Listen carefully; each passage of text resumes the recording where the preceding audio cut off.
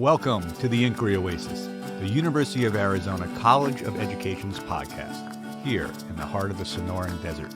We bring you conversations with our esteemed faculty members and staff whose research impacts lives from southern Arizona to the far reaches of the globe.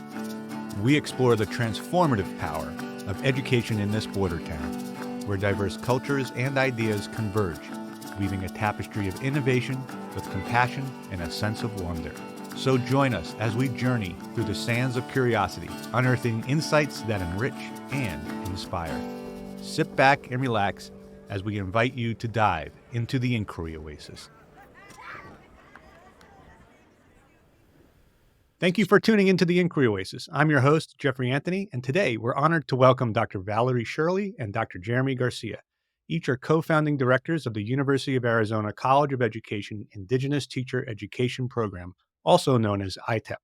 ITEP was founded in 2016 through a U.S. Department of Education grant with the express mission to increase the number of Indigenous teachers serving Indigenous students, schools, and communities. In this episode, we will explore the ITEP framework, ITEP's philosophy, and the impact ITEP has already had on our communities. So without further ado, let's embark on this journey with both Valerie and Jeremy here in the Inquiry Oasis. It's an honor to be speaking with the both of you. And before we delve into ITEP, I was hoping you could share with our audience a bit of your background and the motivations that has informed the path you are on. Let's start with Valerie and then Jeremy. Yes, I'm Valerie Shirley. I'm originally from the Navajo Nation, Ganado, Arizona specifically. I'll start with my clans because that is the core of my identity. I'm Maideshkijni, Setnajini Bashichin, Twitchitni Dashache, Anahonagahni Dashanala, Muk Atien, Bek Naja Hedenasha. And, I start with those because, as I mentioned, that's the core of my identity, where I'm from, the family I'm from, and the stories and cultural experiences that I've gained throughout my life. And so I think that has continued to shape all of my different goals and ways that I engage my different life experiences on my journey. And I was a former teacher on the Navajo Nation as well as in Salt River, Pima Maricopa Indian community. As a teacher, I felt like I was lacking some perspectives and experiences around teaching. And so I sought my graduate degrees in curriculum studies from both Wisconsin and Purdue. And so it was there where I felt like I started to gain a critical consciousness around society, where we examine different issues of oppression and how that has really trickled into our communities, Native communities. And so I began to think about curriculum as the way where we can convey our knowledge, our stories in Indigenous ways, and really think about critical ways that we can examine the systems and structures that are embedded in our communities and to reconceptualize those. Right now, I am the co-director of the Indigenous Teacher Education Program. And through those different experiences, as well as my dissertation research, where I engaged with Dene youth in the process of developing a critical consciousness through decolonization, those experiences have informed how I pursue Indigenous teacher education. Fantastic. And Jeremy, what about yourself? Good. How are you? It's good to be here. Thanks for creating this space. I'm Jeremy Garcia, a member of the Hopi Tewa community, and just a little bit of background in terms of similar to Valerie, that I was a former educator as well, working with the Salt River Chimo Maricopa Indian community. Just after I finished my degree and my master's, I was a teacher there, and I grew up in the Hopi community, continued to reside there, and engage in cultural practices and ceremonies. And I think, like Valerie, that's the core of my identity that has informed why I do the work that I do. And it continues to inform the design and creation of the Indigenous Teacher Education Program. Prior to that, I was also faculty at the University of Wisconsin-Milwaukee, where I served as an endowed professor, working alongside Dr. David Bolio, who is now, I believe, retired professor, but a long time advocate for Indigenous education, for American Indian education. And my time there really shed light on the history of Indian education, as he had also held an office or position in office at the White House. But it was really thinking and learning with alongside leaders like them back in the 70s who were really strong advocates for thinking about what sovereignty meant for education for Native communities. Watching and learning from folks like him really helped me think more about what needs to happen and what needs to change given the times that we're in now. And so that really has also in a combination with both my own Hopi and values as well as goals and life experiences there. And then being a classroom teacher and then now as a professor and thinking about how my research, so the intersectionality of those, I guess, core areas has really melded together to help me think about what's needed that's different from over the decades. So 70s to the 80s, 90s, and now in the late or, 2000s. And that really has guided me in thinking about what needs to happen that's different. How can we do things differently for our Native communities? And certainly Valerie's work and her research also, and so in conversation about the design of the ITEP program as a co-director as well, I think it just really has merged together nicely. You mentioned the ITEP program, and I'm wondering if you can explain, how did ITEP come to be? Well, ITEP came to be as a result of us being recruited here. I think ITEP was born really before we even arrived at the University of Arizona, being former educators and also our research that we have done with our dissertation back at Purdue University and the convergence of that. And then I think the desires to create something has always been there in terms of just learning from our research, but also seeing that something, like I said earlier, needed to be different. And I think we had this vision. And when we got to the University of Arizona, it was something that we were passionate about and something that we had shared with our dean at the time and our department head at the time. And we also knew it had to be in conversation with community. So when we arrived, it was really co-constructed, I think, and born out of a meeting we had in 2016. I believe it was 16. We had a community meeting where we invited all members from all 22 nations and individuals who were serving Native communities in urban contexts. And it was through them who we listened and learned that they were echoing the same thing, that more Native teachers needed to be in our schools. And we were aware also of the demographics where the percentages were very low. And that was a combination of the drive to why ITIP, I think, was designed and born out of that movement. Fantastic. So, the Indigenous Teachers Education Program has three main missions. And one is to increase the number of highly qualified and skilled Indigenous teachers who will work with Indigenous children. Two, to indigenize existing elementary education curriculum and pedagogy. And three, to build sustainable relationships with and within the tribal communities. Can you expand on these and explain why these goals are so important? Maybe Valerie, if you want to start.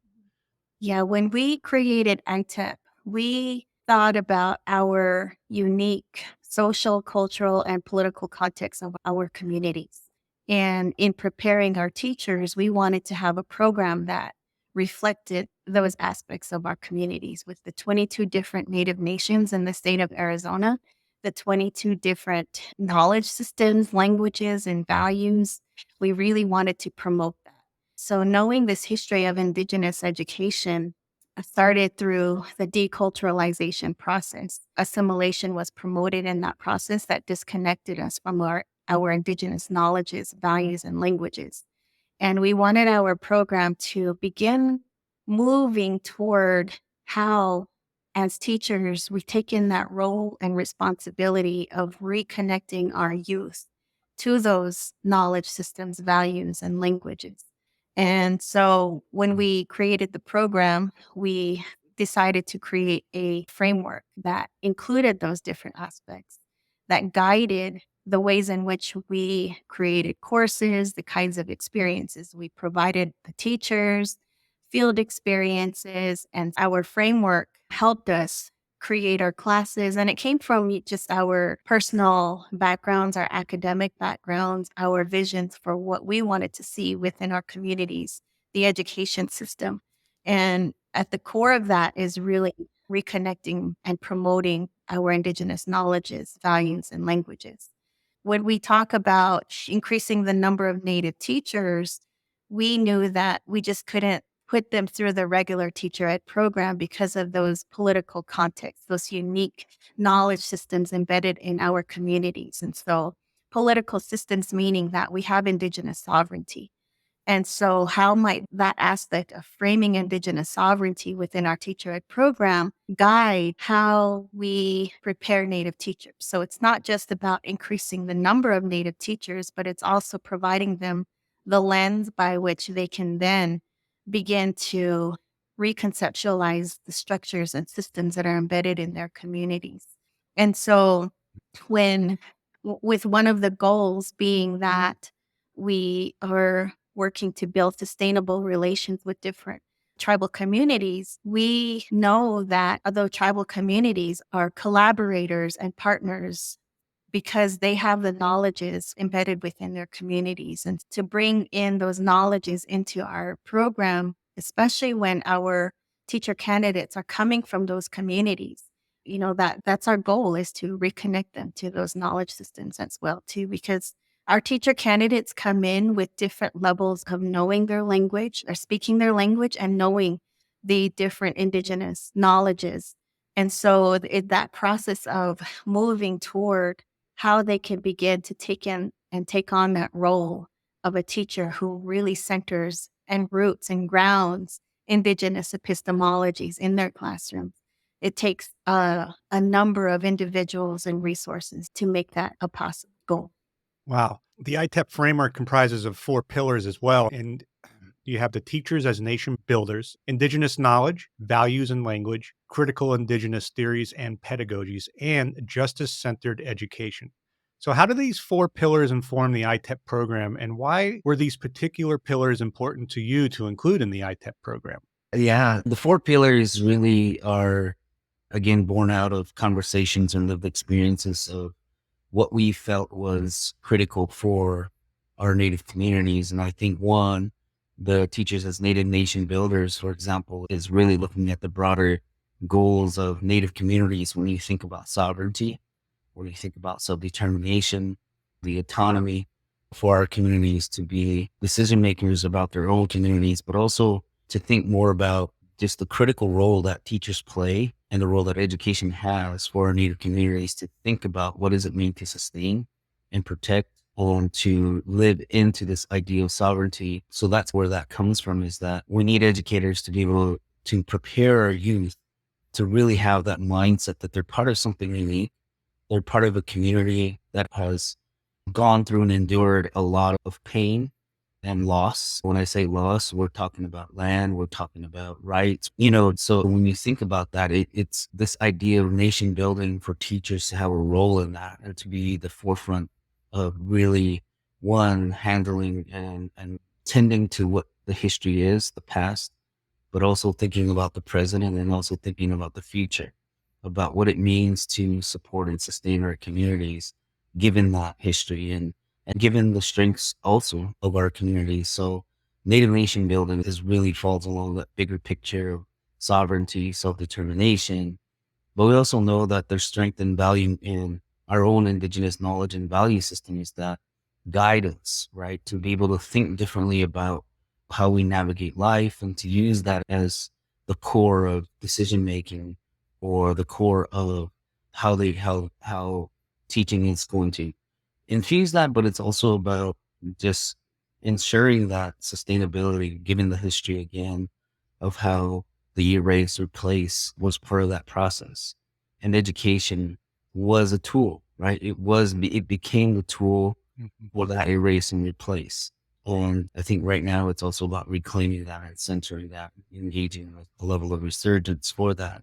And then you look at the critical Indigenous theories, as I mentioned earlier, things have shifted as far as research, as far as theorizing on over time. And now we're in a different place where there's an abundance of great Indigenous scholars who are helping us think through how we should start beginning to think differently about education. And I think that's the kind of work that we're drawing on. And so that's part of it. It's like you have to have that balance of theory and praxis to be able to inform choices and decisions around curriculum development, our pedagogies, the teaching, It's growing, which is a beautiful thing. The last one is the justice centered. And with that, we're also thinking about what it means to be in solidarity with diverse communities, be in solidarity with other indigenous peoples, whether it's within the US, but also globally, because there's a similar struggle about survivance in terms of sustaining our identities and sustaining and living into what is sovereignty, living into our own process of being a nation itself, or being part of this process where we have to think more about just what we have to protect. And I think that's our identity. And there's a lot embedded in that. That's relations to land, relations to water, resources. The justice centered part is also being in solidarity with other diverse communities so that our youth aren't siloed into a place where they're only considering themselves, but they're considering their relation to the world. Indigenous social justice pedagogy is a framework that reconceptualizes curriculum in schools serving students and relies on Native educators to embrace a critical consciousness towards the stories being told and the way knowledge is conceptualized and materialized. So, why is directly interrogating the methods of knowledge construction so important for ITEP? And also, why is this important for those of us who are embedded within the Western educational tradition? It's a good question. Thank you. So, the goal for ISJP is to engage youth in protecting their land and their communities. And so, for teachers to be able to internalize that goal, they would have to also work to deconstruct and examine the kinds of Western structures that exist within our schools and in our communities today. So, by deconstructing and examining these structures, they're putting a stop to the continued legacy of assimilation. And the kinds of curriculum that they're creating is really around social and environmental injustices that are happening within our communities. So for teachers to be able to develop curriculum around each of those, they would need to draw on critical Indigenous theories to help guide that process. And these theories, in moving them to action within the classroom, really help students develop that critical consciousness around maybe some of these social or environmental issues happening in their communities. For example, if there's mining happening on their communities, the mining might be impacting the health of the people in the communities and the land. So how might examining the capitalist goal of mining and profit within our communities through the curriculum move youth to begin examining that and then thinking about how they can disrupt that and change that and move toward healing and healthy communities. And ISJP is really about developing curriculum from our own unique contexts. And so the goal of having our students really protect the land and the communities is something that we've been working on through our program. In your paper, Groundworking Indigenous Teacher Education Through Red Praxis, you underscore the urgency of redefining relationships to the land as an integral aspect of decolonial pedagogical practice. Can you expand on this a bit further? I really enjoyed reading that, by the way, and thanks for sending that over. Yeah, absolutely. Well, I'm glad you enjoyed it. That's great. Land is a significant part of our identity as Indigenous peoples. And I say that I want to be careful of how I frame this because I don't want to exoticize it or, along those lines. But there are various markers about our places that we hold relations with, places of prayer, places where our deity is, or in my case as Hopi, where our Katinam, part of part of us, who we are as our identity, who visit us on a certain time of the year, several months, and they are messengers. They are connections between, when they come, everything, all the songs and so forth are about moisture, prayers for well-being. And so when they come and then we send them home, they return to a place called the Buttick Gallery, which is located in the Flagstaff area. And many non-Indigenous folks know that mountain as the San Francisco Peaks. And when there's a difference in ideology, a difference in thinking about that, for many who are non-Indigenous, they see it as a ski resort. But for us as Hopi, we see that as a place of, it's their home. And so I share that just an example to help contextualize why land is unique, holds a deep relation. For me, as Hopi, we've also, in our emergent stories of emergence, for example, are come from the Grand Canyon.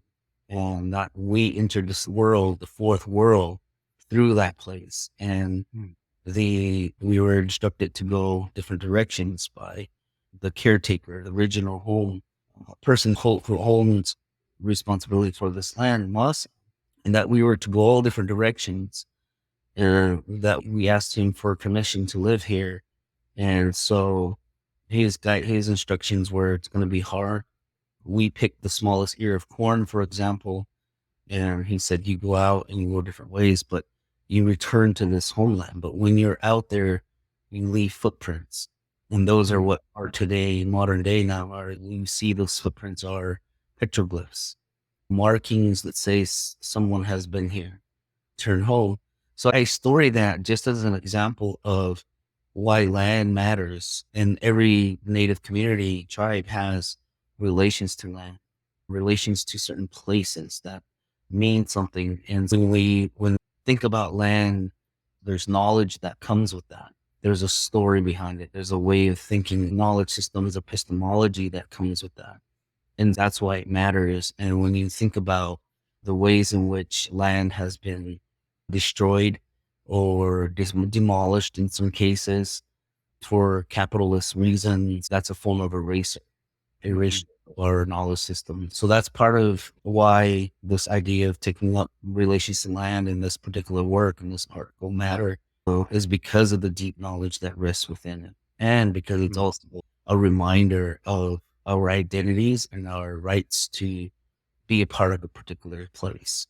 Thank you for sharing that. Could you expound on how red praxis can be operationalized within educational settings?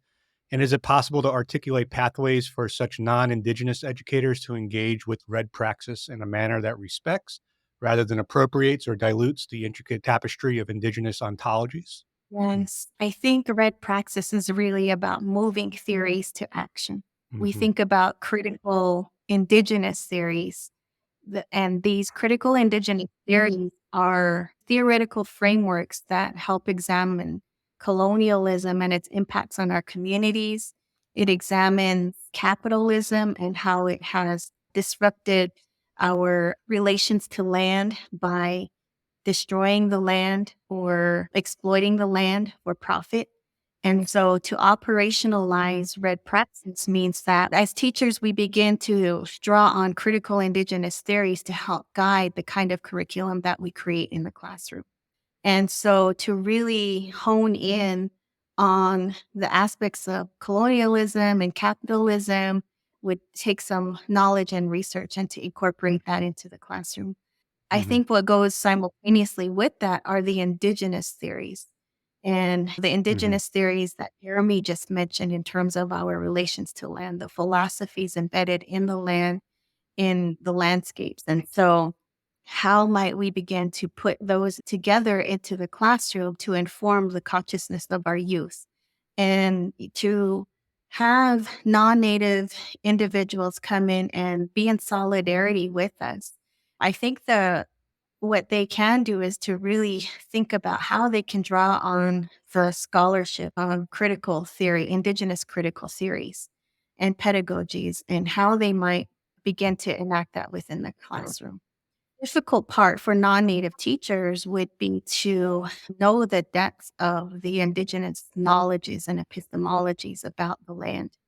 And I think Yep. I think what we can do is facilitate the process if they're working with Native youth, specifically on how they can begin to call upon different resources to bring that knowledge into the classroom for the youth, the Native youth. And a lot of our work is really about preparing Native teachers who teach in Native communities and to really enact Native nation building. That's cultivating this next Mm-hmm. generation of youth who are closely connected to their homelands, their knowledge systems, and in their communities. And in that process, they're enacting Indigenous sovereignty. And Indigenous sovereignty is not the Western conception of political sovereignty, but it's really about enacting our indigenous knowledges, drawing on those as our traditional forms of governing ourselves, those original teachings. Right. And so to enact red praxis, I think an individual who is in solidarity in terms of supporting the goals of Native nation building and indigenous sovereignty, non-Native educators can begin to situate themselves and position themselves in relation to those goals. So if the goal is to really connect us to the depths of our worldviews that are embedded in the land, then how might they begin to do? Because that's the goal Yeah. of education systems within our communities.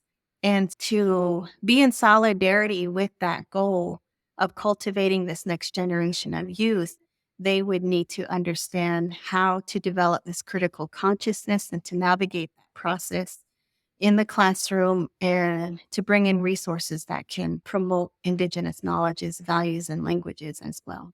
Well, thank you for sharing that. So if you were to like jump onto a time machine here and we were like 2 to 3 decades in the future, what would you like to see as the state of Indigenous education in that future? I would really love to see our teachers teaching through our Indigenous philosophies, values, and languages. Mm. That's a different approach to thinking about being culturally responsive and incorporating culturally relevant information into the classroom, but to teach through our philosophies changes that up and positions teachers to draw on our original teachings that are embedded within our philosophies. And so that takes an entire process of reconceptualizing schooling and education and moving toward that goal of what it means to teach through our worldviews, our philosophies, and our Mm. ontologies, which is our relations of who we are in relation to the land. And so that's what I would love to see in terms of the future. Jeremy. Yeah, I mean, I think looking forward in the future, I think certainly not just having the number of candidates, right? But it's what they're walking away with and how they're, as Valerie just shared, what their mindset is, they embody that identity as a native teacher. And I think this is what makes it unique in targeting and recruiting native teachers, not just to come into any regular program, but to come in to a program that is designed with these understandings in place, to come into a program where there's an intentional approach that recognizes that history, that recognizes the urgency in many ways. You look at language revitalization, for example, you look at just the call to action to really live into what it means to be a teacher of a native nation and community. I'm careful also, I want to be careful about thinking that teachers only serve and work within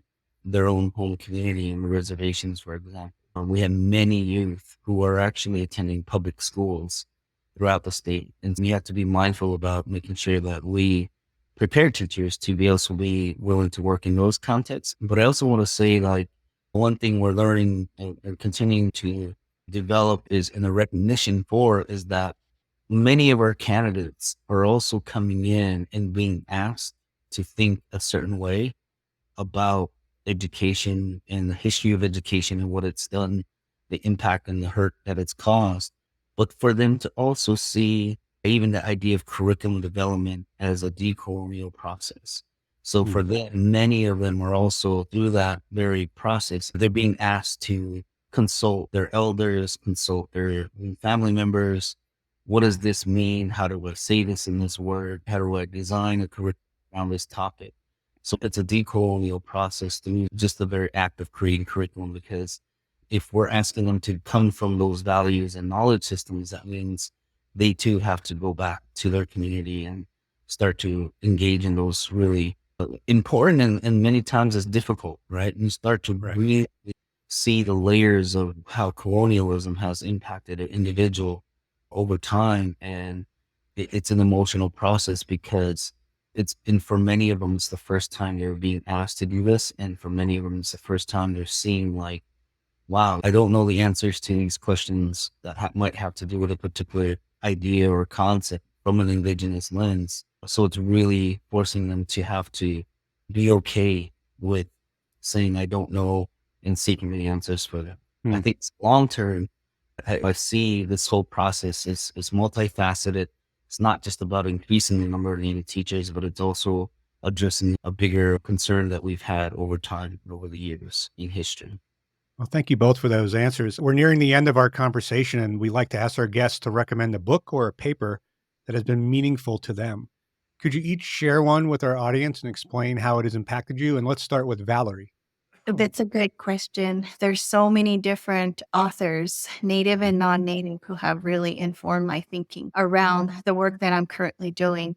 One of the ones, though, that because I have to name one, is Margaret Kovach, and her book is called Indigenous Methodologies. And in this book, she really frames what Indigenous research is. And I think there's like 6 different aspects of Indigenous research. It's the kind of research that centers Indigenous epistemologies, is decolonizing, is political, it's ethical, it situates self within our research and includes stories, Indigenous stories.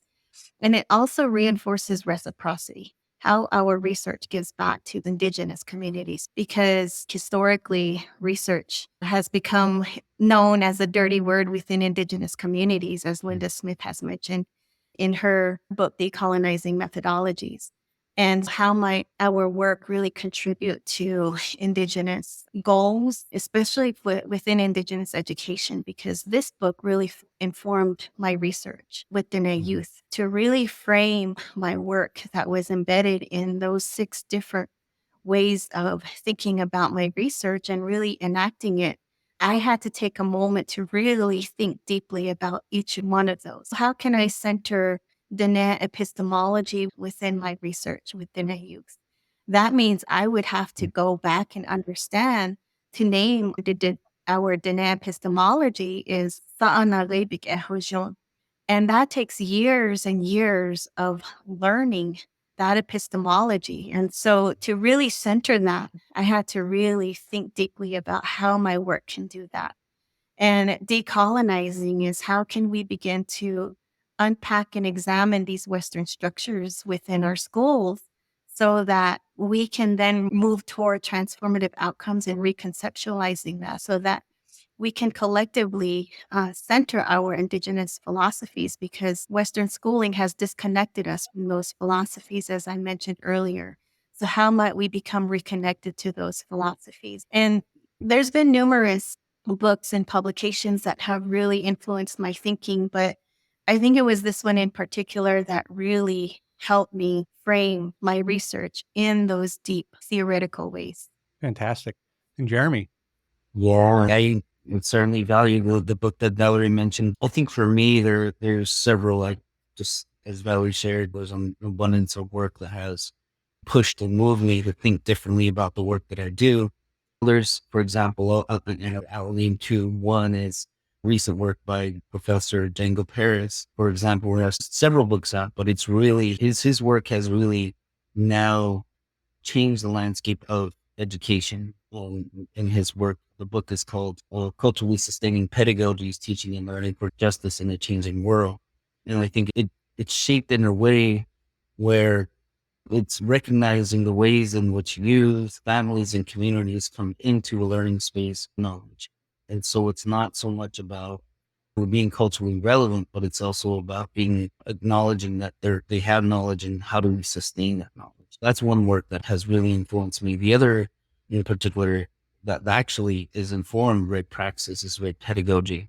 And that comes from a different lens that helps us think about and problematize and think through the ways in which capitalism has informed and not informed, but has impacted our identities as Native peoples. And so within her work, Sandy Grande takes the readers through several chapters of looking at relations to land, sovereignty, as well as in women, the ways in which women are exploited and the ways of, and the connection to how capitalism is a driving force behind that, the labor force, for example. And so when you start to read in those kind of ways, you start to see the injustices that are impacting our Native communities. And so Red Pedagogy is one that I would recommend because its relationship to analyzing capitalism it's not just limited to thinking about indigenous knowledge systems, but it's also in a contemporary way, thinking about how do we remain and continue to be resilient in terms of being protectors of our communities and what that means in a variety of ways, not just of land, but even knowledge systems as well as our communities in terms of labor. Thank you so much for sharing those. Valerie and Jeremy, the scope and depth of your dedication to revitalizing Indigenous education through ITEP is not only deeply enlightening, but also critically imperative. From the intricate nuances of Indigenous knowledge and epistemology to the broader strokes of justice-centered education, speaks to a transformative praxis that seems urgently necessary in our current educational landscape. And thank you, listeners, for joining us today in the Inquiry Oasis. We hope our conversation with Valerie and Jeremy has inspired you as much as us. And remember, we're back on the first and third Wednesdays of every month with fresh insights and conversations. So be sure to tune in. Until next time, keep your curiosity alive. And remember, knowledge is our oasis.